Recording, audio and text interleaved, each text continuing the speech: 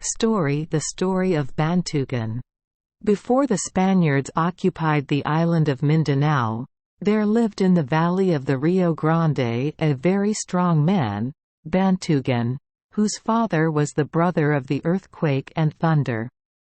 Now the Sultan of the island had a beautiful daughter whom Bantugan wished to marry, but the home of the Sultan was far off, and whoever went to carry Bantugan's proposal would have a long and hazardous journey. All the head men consulted together regarding who should be sent, and at last it was decided that Bantugan's own son, Balatama, was the one to go. Balatama was young, but he was strong and brave, and when the arms of his father were given him to wear on the long journey, his heart swelled with pride. More than once on the way, however, his courage was tried, and only the thought of his brave father gave him strength to proceed.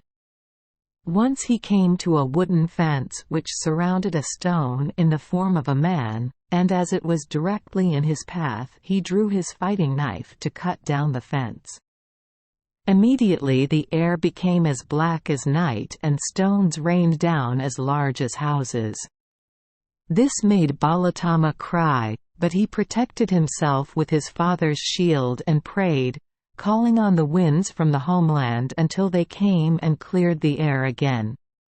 Thereupon Balatama encountered a great snake in the road, and it inquired his errand. When told, the snake said, "You cannot go on, for I am guard of this road and no one can pass." The animal made a move to seize him, but with one stroke of his fighting knife the boy cut the snake into 2 pieces, one of which he threw into the sea and the other into the mountains. After many days the weary lad came to a high rock in the road, which glistened in the sunlight. From the top he could look down into the city for which he was bound. It was a splendid place with 10 harbors. Standing out from the other houses was one of crystal and another of pure gold. Encouraged by this sight he went on, but though it seemed but a short distance, it was some time before he at last stood at the gate of the town. It was not long after this, however, before Balatama had made known his errand to the Sultan, and that monarch, turning to his courtiers, said, "You, my friends, decide whether or not I shall give the hand of my daughter to Bantugan in marriage." The courtiers slowly shook their heads and began to offer objections. Said one, "I do not see how Bantugan can marry the Sultan's daughter because the first gift must be a figure of a man or woman in pure gold." "Well," said the son of Bantugan, "I am here to learn what you want and to say whether or not it can be given." Then a second man spoke, "You must give a great yard with a floor of gold, which must be 3 feet thick." "All this can be given," answered the boy. And the sister of the princess said, "The gifts must be as many as the blades of grass in our city." "It shall be granted," said Balatama.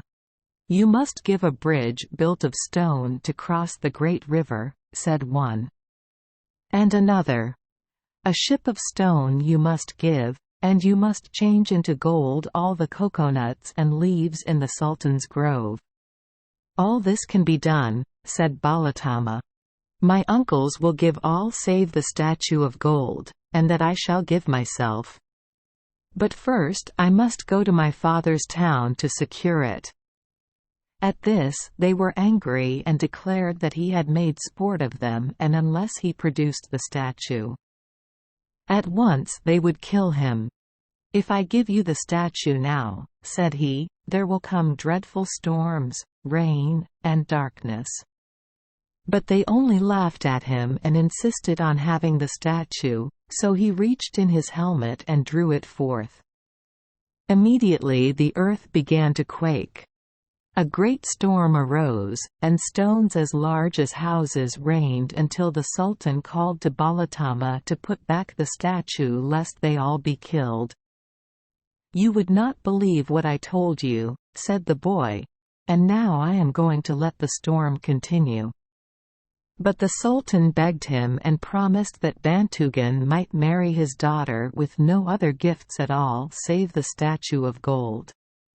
Balatama put back the statue into his helmet, and the air became calm again to the great relief of the Sultan and his courtiers. Then Balatama prepared to return home, promising that Bantugan would come in 3 months for the wedding. All went well with the boy on the way home until he came to the fence surrounding the stone in the form of a man, and there he was detained and compelled to remain 4 months. Now about this time a Spanish general heard that Bantugan was preparing to marry the Sultan's daughter, whom he determined to wed himself. A great expedition was prepared, and he with all his brothers embarked on his large warship, which was followed by 10,000 other ships. They went to the Sultan's city, and their number was so great that they filled the harbor, frightening the people greatly. Then the general's brother disembarked and came to the house of the Sultan.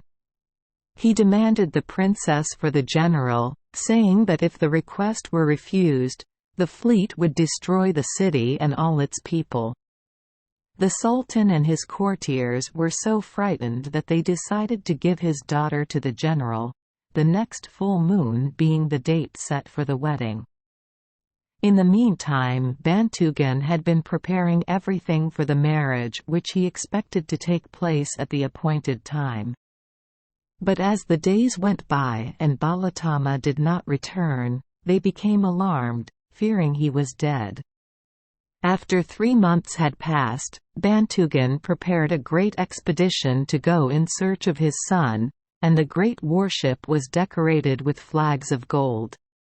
As they came in sight of the Sultan's city, they saw the Spanish fleet in the harbor, and one of his brothers advised Bantugan not to enter until the Spaniards left. They then brought their ship to anchor.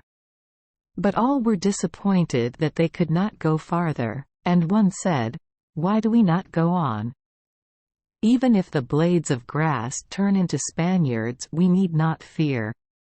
Another said, "Why do we fear? Even if the cannonballs come like rain, we can always fight."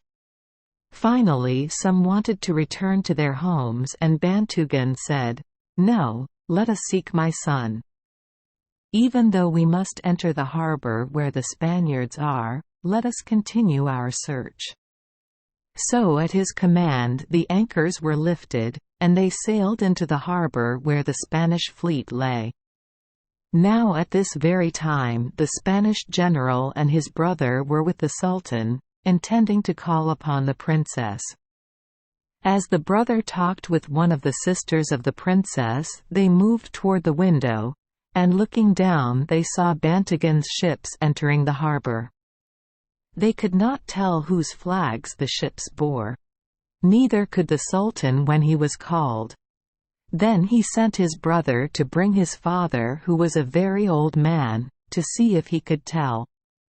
The father was kept in a little dark room by himself that he might not get hurt, and the Sultan said to his brother, "If he is so bent with age that he cannot see, talk, or walk, tickle him in the ribs and that will make him young again. And, my brother, carry him here yourself, lest one of the slaves should let him fall and he should hurt himself." So the old man was brought, and when he looked out upon the ships he saw that the flags were those of the father of Bantugan, who had been a great friend of his in his youth.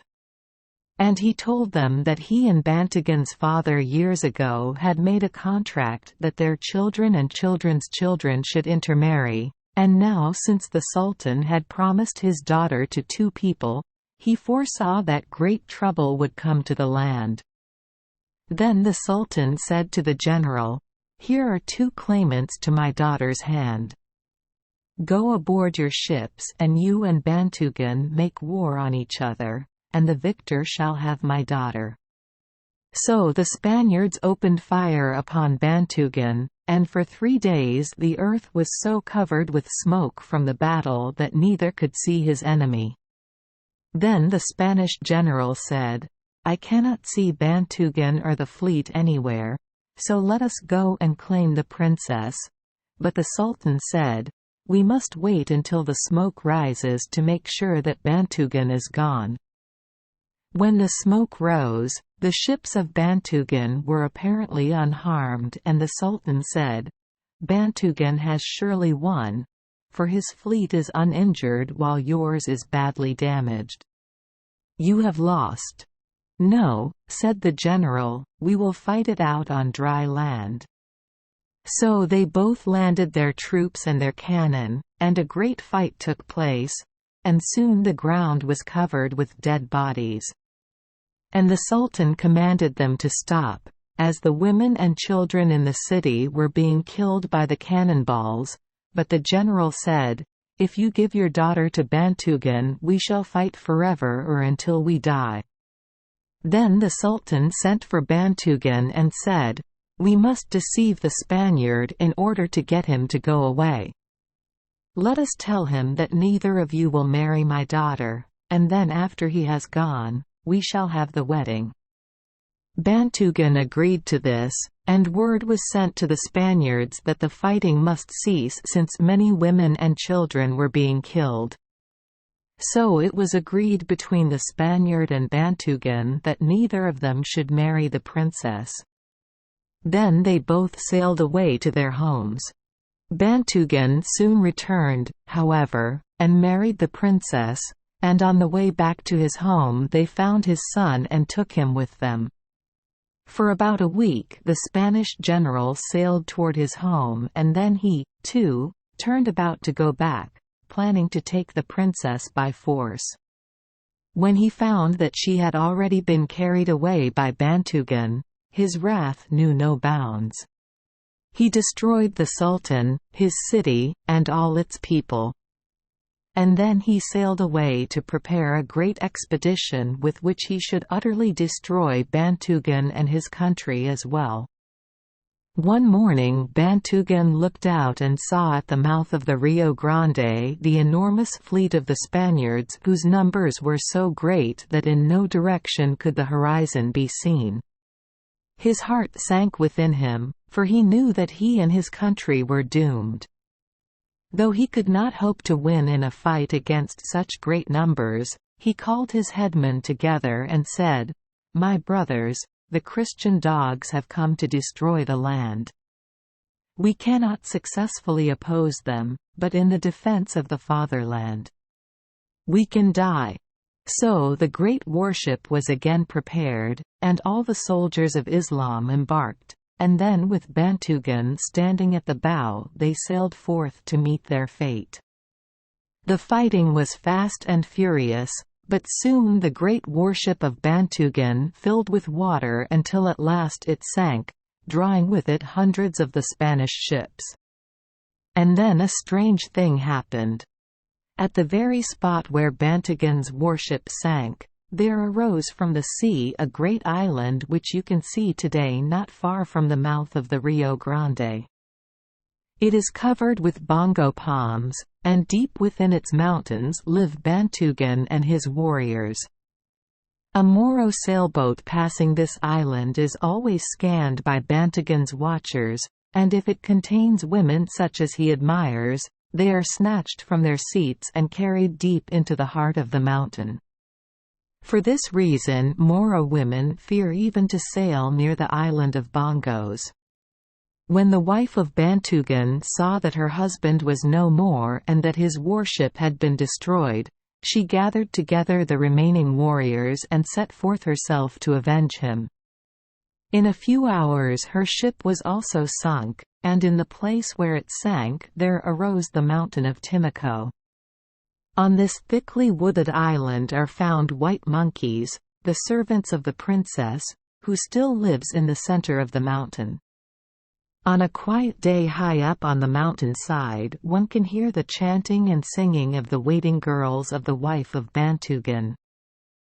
Thank you for joining us for today's fairy tale. We hope these stories bring joy and meaning to your day.